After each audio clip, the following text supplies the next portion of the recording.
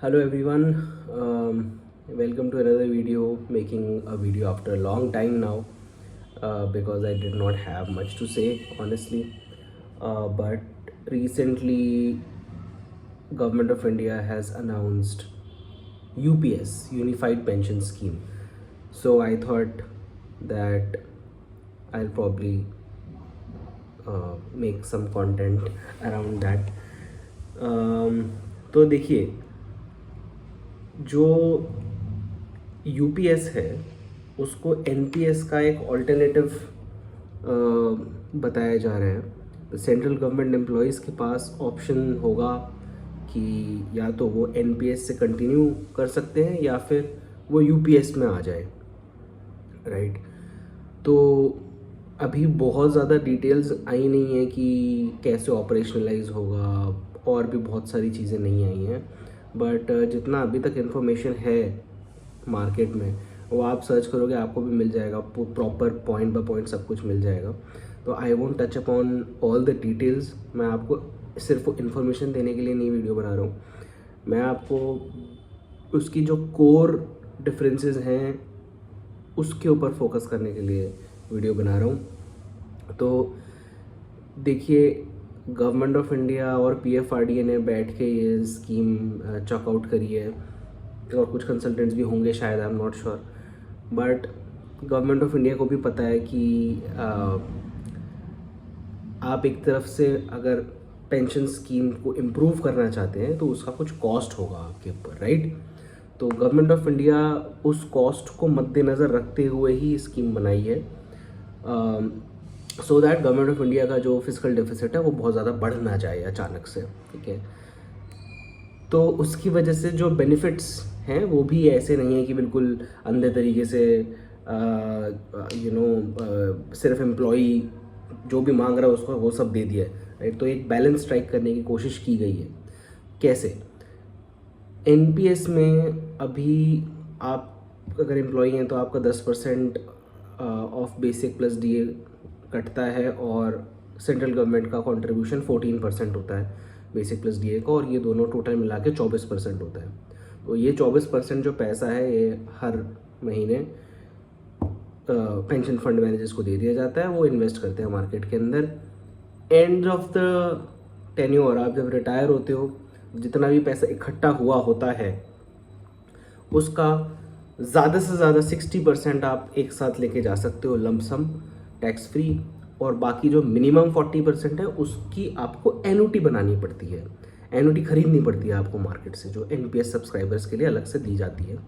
और वो एन्युटी जो है आपकी पेंशन शुरू कर देती है, मंथली क्वार्टरली जो भी आपको चाहिए। तो ऐसे पेंशन डील की जा रही थी अभी एनपीएस में, राइट। अभी यूपीएस में क्या है कि यूपीएस में गवर्नमेंट ने बोला है कि 10% आपका जो कट रहा है वो काटेंगे। मैचिंग जो कंट्रीब्यूशन है जो एनपीएस में 14% है वो 14% नहीं देंगे, वो भी 10% ही देंगे, ठीक है। तो 10% आपका कटेगा, 10% सरकार मिलाएगी, तो टोटल 20% हुआ। ये 20% आपके बिहाफ पे पेंशन फंड मैनेजर्स को दे दिया जाएगा, वो इन्वेस्ट करेंगे, उसका एक कॉर्पस बनेगा या रिटायरमेंट पे उसकी कुछ वैल्यू होगी, सेम लाइक एनपीएस। एनपीएस पे 24% जाता था, यहाँ पर 20% जा रहा है, राइट। तो आपका जो कॉर्पस बनेगा यूपीएस में वो डेफिनेटली कम ही बनेगा कंपेयर टू एनपीएस, अगर आप लॉन्ग टर्म की बात करें तो, राइट। बिकॉज सीधा सीधा कंट्रीब्यूशन कम हो जाएगा आपके इंडिविजुअल रिटायरमेंट अकाउंट का, जिससे प्राण बोलते हैं, परमानेंट रिटायरमेंट अकाउंट नंबर, उसमें कम हो जाएगा पैसा इकट्ठा होना। लेकिन सरकार ने ये बोला है कि अब आपका जो 20% इकट्ठा होकर कॉर्पस बन जाएगा, उससे अगर आप एन्युटी बनाएंगे और अज्यूम करेंगे 100% पैसों की एन्युटी बनाएंगे, कोई भी आप लमसम नहीं लेके जाएंगे, वो जो कॉर्पस की आप एन्युटाइज करेंगे उसको, उससे जो पेंशन आपको मिलनी चाहिए मार्केट के उस टाइम के मार्केट के रेट्स के अनुसार, जो आपको एन्युटी पेंशन अमाउंट मिलना चाहिए, वो जो अमाउंट है वो एक वैल्यू से कम नहीं होने देगी सरकार, राइट। तो वो जो वैल्यू है कि इससे कम नहीं होने देंगे, वो वैल्यू है 50% ऑफ योर बेसिक सैलरी, अब 12 month past average of your basic salary. अभी भी क्लैरिफिकेशन नहीं है कि बेसिक है कि बेसिक प्लस डी है कि कि क्या है वो, बट पिछले 12 महीने की जो भी एवरेज रही होगी उसका 50% आपको मिनिमम सरकार इंश्योर कराएगी, इतना होना चाहिए। अब मान लीजिए कि आपका जो पैसा इकट्ठा होता चला गया, उससे जो एन्युटी बन रही है वो कम बन रही है, मार्केट के हिसाब से आपको कम मिल रहा है, तो वो जो शॉर्टफॉल होगा, वो जो गैप होगा, वो सरकार देगी आपको, ठीक है, वो सरकार टॉपअप कर देगी। अब सरकार ने बोला कि ये हम पैसा कहाँ से लाएंगे, अगर लोगों की कम पड़ गई है ऐसे एन्युटी, तो गैप कहाँ से फुलफिल करेंगे।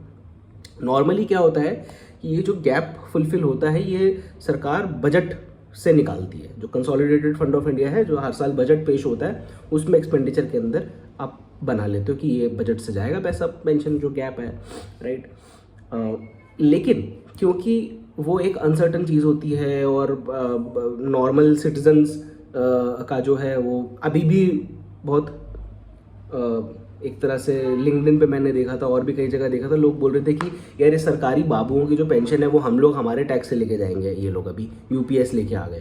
तो ऐसा नहीं है। सरकार ने क्या करा, सरकार ने बोला कि 8.5% of your basic plus DA हम लोग, जो हर एक एम्प्लॉय का 8.5% ऑफ बेसिक प्लस डीए वो काट के एक अलग फंड में डाल देंगे। वो एक पूल फंड है, सबका लोगों का उसमें से कॉन्ट्रीब्यूशन कट कट के उस पूल फंड में चला जाएगा एवरी मंथ। और ये जो पूल फंड है ये भी एक्यूमुलेट होएगा, है ना, ये भी इन्वेस्ट होएगा, ये भी बड़ा हो जाएगा।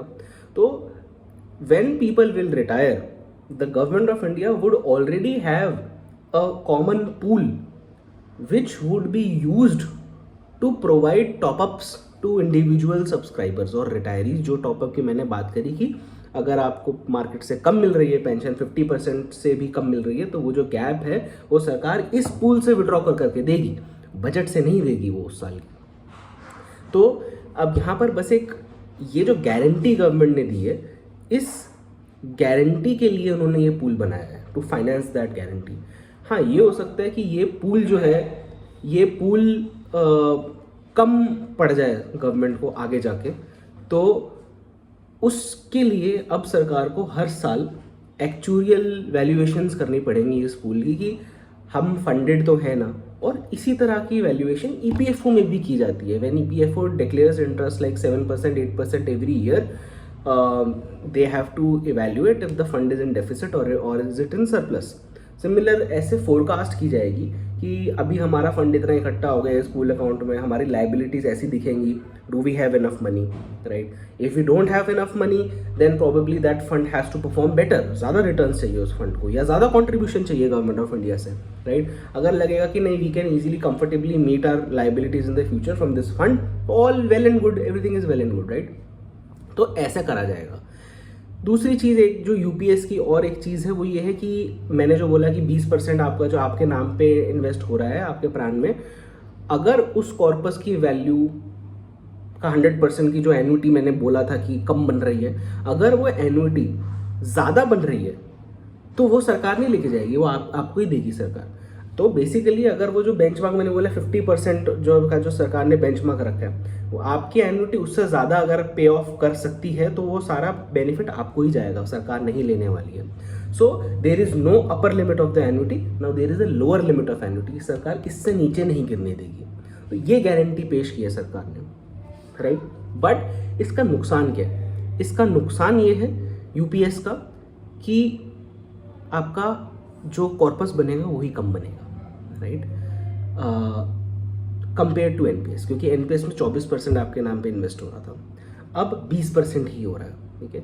तो ये जो गारंटी है उसकी कॉस्ट है, तो ये आपको डिसाइड करना है।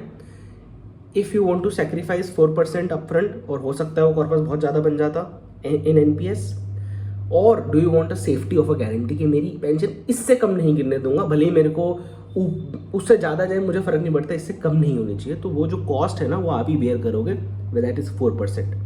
सरकार क्या बेयर करेगी? यूपीएस में मैंने बोला 10% आपका, 10% सरकार का और 8.5% कॉमन पूल फंड में। तो सरकार का कॉस्ट कितना हो गया? 10% प्लस 8.5%, तो अब सरकार 18.5% कॉन्ट्रीब्यूट करेगी। एनपीएस में सरकार 14% कॉन्ट्रीब्यूट करती है। तो सरकार की जो एडिशनल कॉन्ट्रीब्यूशन लाइबिलिटी अभी आ गई है वो 4.5% है ये। तो हर एक एम्प्लॉय का 4.5% ऑफ बेसिक प्लस डीए का जो एडिशनल खर्चा आया है, सरकार का खर्चा सिर्फ उतने से बढ़ा है एवरी ईयर, नॉट लाइक कि एक बहुत बड़ा खर्चा आ जाएगा। तो ऐसे काम करने वाला है UPS. And when central government employees have to decide कि उनको क्या चाहिए, तो उनको ये देखना पड़ेगा कि वो कितना लंबा सर्विस करना चाहते हैं, कितना, अगर वो लेट्स से तो चॉइस भी मिल गया है LC50 करके, वो एक लाइफ साइकिल फंड है, पढ़ लीजिएगा, उसमें 50% ऑफ कॉर्पस इक्विटीज़ में इन्वेस्ट हो सकता है, वो ऑप्शन आ गया है। तो अगर गवर्नमेंट एम्प्लॉयज़ को लगता है कि नहीं भाई मैं तो पूरी सर्विस करूँगा 30 साल, ठीक है, और LC50 में लगाऊंगा और मेरा रिटर्न भी मुझे अच्छा मिलेगा, तो आप एनपीएस से कंटिन्यू करिए। लेकिन अगर आपको बहुत रिस्क अवर्स हैं, अगर आपको कोई रिस्क नहीं चाहिए पेंशन के साथ, और आपको लगता है कि यार हो सकता है मैं पूरी सर्विस ना करूँ, तो मैं 20 साल ही करूँ, या जो भी मिनिमम रिक्वायर्ड है यूपीएस के लिए उतनी ही करूँ, और मुझे कोई रिस्क नहीं चाहिए अपनी पेंशन से, मुझे गारंटी चाहिए, तो आप यूपीएस में आ जाइए।